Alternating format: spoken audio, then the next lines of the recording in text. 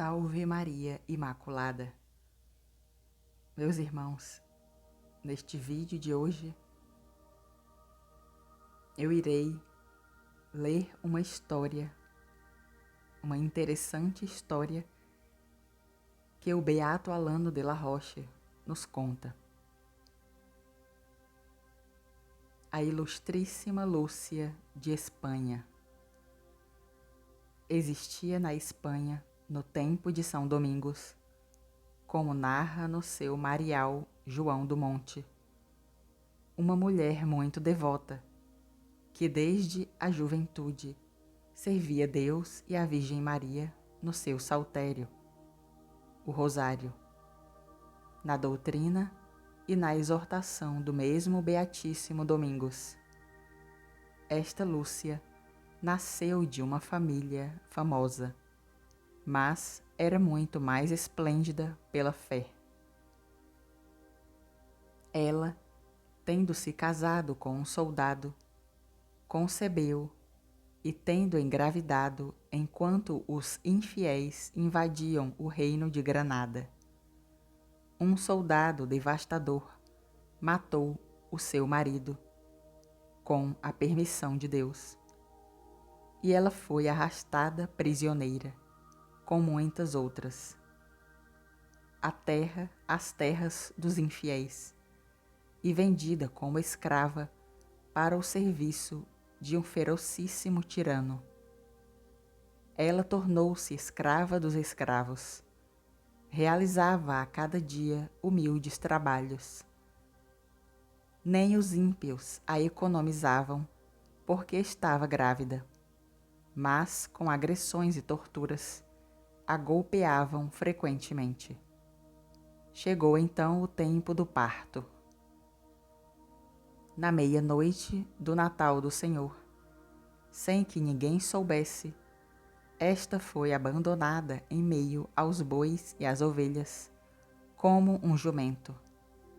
Porém, neste sofrimento, não abandonou nunca o saltério de Maria, o Rosário. Maria com ela fez algo extraordinário. Na mesma hora, enquanto paria, foi angustiada por dores do primeiro parto. E sendo muito jovem, ou seja, de 14 ou 15 anos, e muito envergonhada e inexperiente no assunto, sentiu as dores, mas não sabia o que fazer, faltando a ajuda de alguém.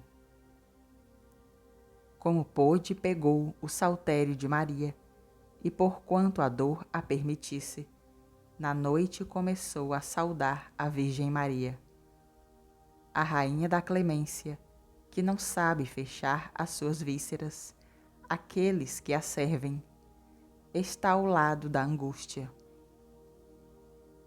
Cumpre o papel de obstetra, limpando a criança, cortando o cordão umbilical, e visto que faltava quem a batizasse, subitamente chegou um sacerdote venerável em rosto, excepcional pela luminosidade, tendo uma coroa de espinhos sobre a testa e as estigmas nas mãos não ensanguentadas, mas esplendentes pelo fulgor das estrelas.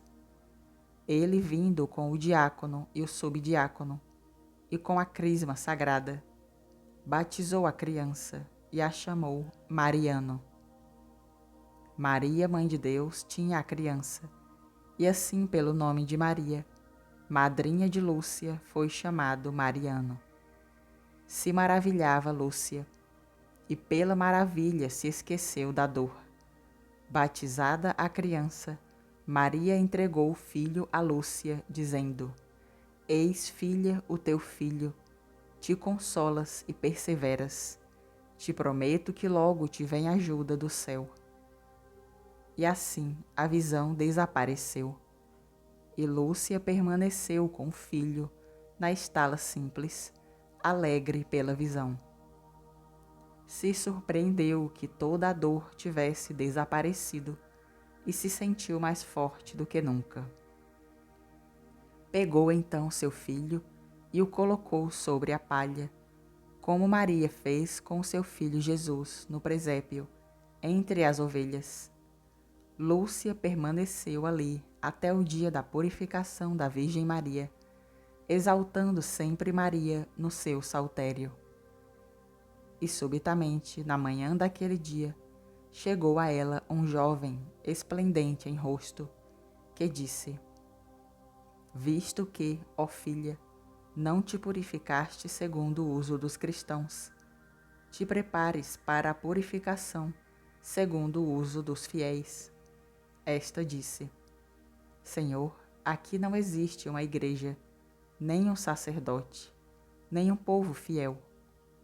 Disse ele: Agora te conduzirei numa igreja belíssima, onde verás coisas maravilhosas e ouvirás coisas estupendas.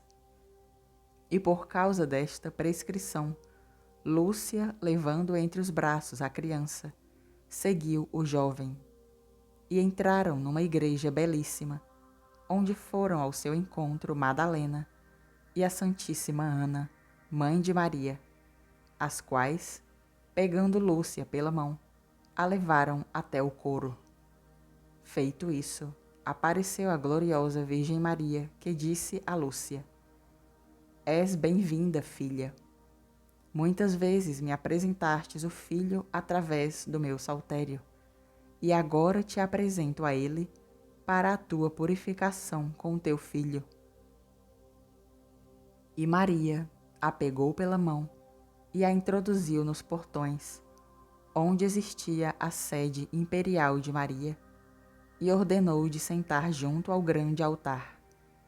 E veio aquele sacerdote que tinha batizado o filho, e com incomparáveis melodias celebrou a missa.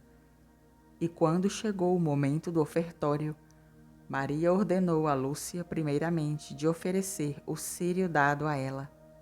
Neste existiam 3 partes, em cada uma das quais havia 5 luzernas, adornadas em modo admirável, que mesmo sendo de grandeza excessiva, era porém mais leve do que costumeiramente parecia.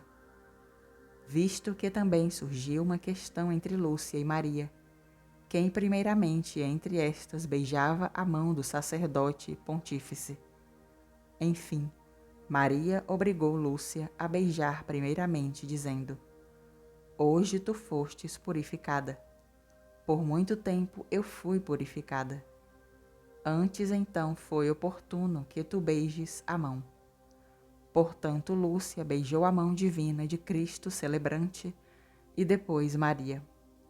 Assim, retornadas aos seus lugares, Lúcia teve o primeiro lugar. E quando no final da missa todos comungavam, Lúcia foi a primeira a comungar depois de Maria. Feita a comunhão, conhecia e meditava os mistérios incredíveis e alegres, e cheia de alegria foi conduzida através de Maria até a porta da igreja, e Maria disse: Conserva, filha, aquilo que recebestes, e perseveras na obra iniciada. De fato, te conduzirei à tua terra. E subitamente, às 10 horas, Lúcia se encontrou no meio da igreja de São Jacó, com seu povo. Ela era originária de Compostela, mas há muito tempo casada no reino de Granada. Esta permaneceu reclusa por todos os dias da sua vida, e o seu pequeno filho Mariano com ela, e foram reclusos juntos.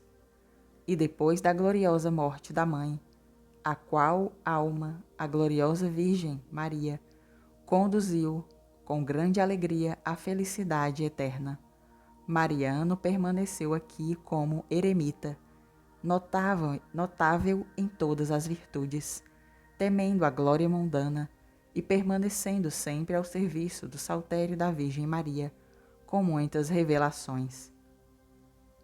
E assim, junto com Maria Virgem, que o apareceu, teve paz com um fim beato.